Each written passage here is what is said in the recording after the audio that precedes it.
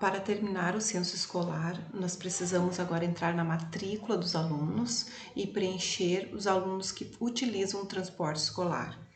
Então, nós vamos no item matrícula. Eu não preciso ter em mãos uma relação deles, porque uma vez que eu puxo por turma, já me aparece todos os alunos. Mas o que é interessante? Eu pegar a listagem e conferir para ver se tem se não tem aluno faltando, se eu não esqueci de nada. Então, procurar confirmar os alunos que estão em cada turma. Aqui eu só preciso pesquisar, aqui eu tenho 3 níveis, né, de série, eu vou pesquisar o maternal 2. Ó, tenho 2 alunos aqui no maternal 2, tá? Eu clico no aluno. Clicando no aluno, vai me abrir a parte da matrícula no campo de baixo. Clicando na matrícula, eu vou ter a opção de alterar. Então, eu clico em alterar. E aqui eu vou conseguir confirmar se esse aluno ele é de inclusão ou não. Tá? E o que é muito importante aqui é eu preencher a aba Informação Censo Escolar. Então, aqui eu vou colocar se o aluno recebe escolarização em outro local, no caso deste aqui ele não recebe. Se tiver em branco, vocês vão colocar se recebe ou não recebe, né? É só selecionar na seta. Transporte público, se utiliza o transporte. Ah, mas nós estamos num tempo de aulas remotas. Não, temos que pensar que se tivéssemos aula presencial, esse aluno utilizaria o transporte? Se sim, marca o transporte. Transporte ida e volta, ele vai e volta? Sim. Tipo de veículo, então aqui tu seleciona qual veículo que esse aluno utiliza. Preenchendo essas abas, clique em salvar. Tá? Façam isso com todos os alunos de cada uma das turmas. Tá? Cliquem no aluno, selecionem o aluno, abriu a matrícula, clique em alterar. E aí preenche, além de verificação dos dados, se é aluno de inclusão ou não, preencham a aba do censo escolar. Feito todos esses passos, né, é para quando a gente atualizar o censo, zerem todos os problemas. Né? Onde é que a gente faz essa atualização? A gente vai olhar no menu, no canto esquerdo, e vamos vir em dados do censo escolar. Então, dados do censo escolar, ele tem 2 opções, atualizar base de dados e gerar arquivo. Então, primeiro eu tenho que ir em atualizar a base de dados. Tá? Eu vou clicar na primeira ícone que é unidade escolar. Eu vou atualizar a unidade escolar. Eu tenho que esperar um por um para poder fazer. Eu clico no segundo. Então, espera terminar um para conseguir fazer o outro. Toda vez que eu for atualizar, eu tenho que atualizar todos os itens. Ah, mas eu já fiz a atualização, agora eu só vou ver o estudante. Era problema lá no cadastro de estudante. Não pode, tem que atualizar todos os passos, tá? Só da primeira fase, porque nós estamos na primeira fase de 2021. A segunda fase é só no final do ano, mas que a gente normalmente faz direto no Educacenso, a gente não faz dentro do Educar, tá? Essa parte da atualização da base de dados, ela demora um pouquinho. Quanto maior a escola, né? Quanto maior os ajustes, mais tempo vai demorar nessa fase. Então, quando terminar de atualizar a base de dados, é que nós vamos gerar o arquivo. Mas eu não quero gerar nada, eu só preciso vê-la no início. Não, a gente tem que clicar em gerar para o sistema rodar e me dar o resultado fidedigno. Então, eu cliquei em gerar arquivo do censo, eu vou colocar que eu quero do ano de 2021, a escola que eu estou trabalhando e gero o arquivo. Também, quanto maior o número de processos que a plataforma tem que fazer, demora mais para gerar esse arquivo. Depois que gerou, aí eu vou decidir se eu quero só olhar, se eu quero salvar, se eu quero imprimir, tá? Então aqui, ó, aqui eu não vou querer gerar um arquivo. Então, eu vou botar aqui não, tá? Não quero fazer download. E aí, eu vou lá em início, ó, na minha tela de início, e eu vou ver os problemas, ó. Vocês lembram que quando a gente começou aqui, né, a gente tinha 90 e poucos, agora não me recordo o número exato, mas já baixou. Por quê? Porque quando eu simulei lá a aba do censo escolar para turma, eu já arrumei algumas profs, né? Todos os passos que eu fui fazendo e que eu salvei com alguma informação já diminuiu o número de problemas. Por isso que eu digo para vocês, façam todo o passo a passo e depois façam a atualização dos dados do censo, que aí esses problemas vão diminuindo. Para finalizar, então, quero mostrar por último uma das coisas que mais gera algum problema, tá? Que é estar em cadastros gerais, endereços. Gente, para não dar duplicidade, assim como eu pedi para não cuidarem quando vão vincular uma escola, vão incluir uma escola nova, a mesma coisa é o endereço.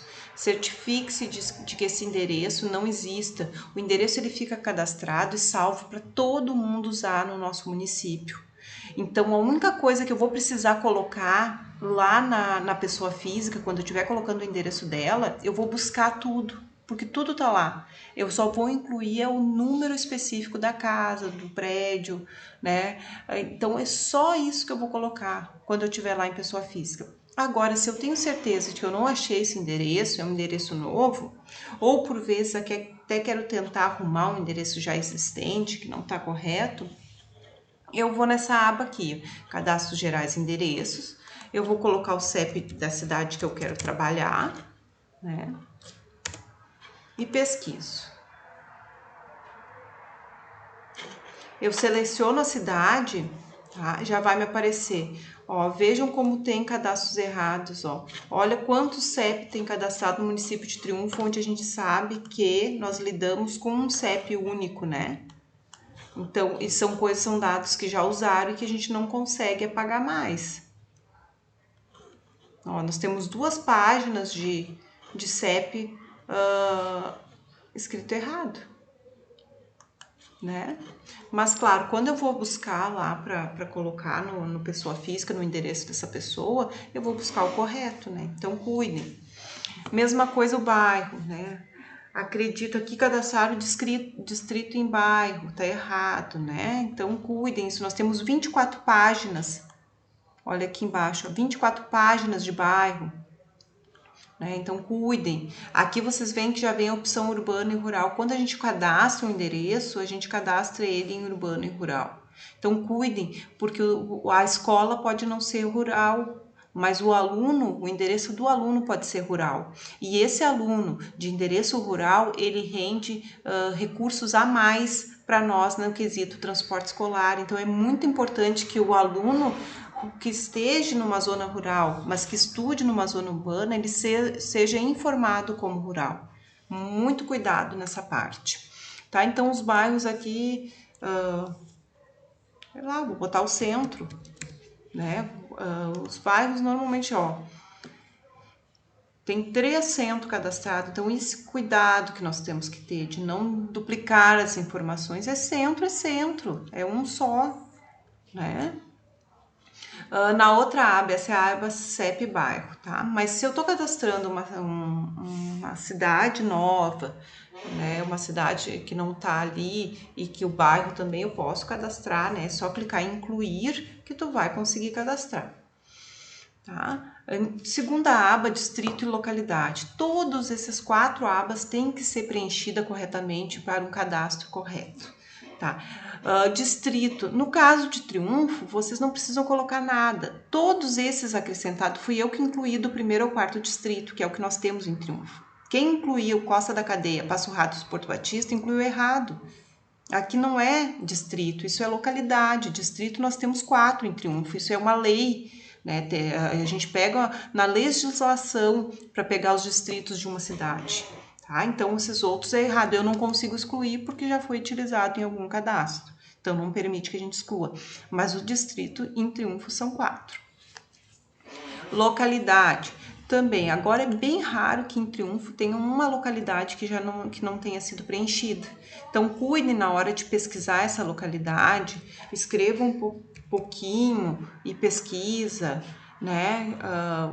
Ela aceita pesquisa com 2 letras aqui, então pesquisem o máximo que puder para não duplicar essas informações. Então, feito a localidade, o distrito, como eu disse para vocês, já vem pronto. Logradouro. Então, é o endereço. Olha, tem uma enxurrada. Nós temos aqui 2.703 endereços cadastrados.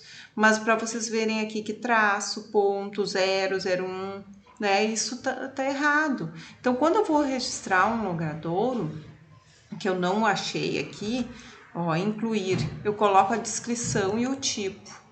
Tá? Então, o tipo ele vai me dizer se é um bairro, se é uma travessa, né? Uma chácara, uma esquina, granja, tem vários itens que a gente pode procurar. Tá? E a descrição do logradouro é o nome, então é 13 de maio. Eu não preciso botar rua, porque depois lá no documento já vai aparecer. Eu não preciso botar outro nome aqui na frente, então é simplesmente a descrição desse endereço mesmo, tá? Pura e simples. Sem rua, sem ponto, R ponto, não se bota nada. Direto a descrição, direto o nome, tá? E aí, por fim, depois que eu cadastrei tudo isso, eu vou no endereço para cadastrar. Então, aqui a gente tem que cuidar para não pôr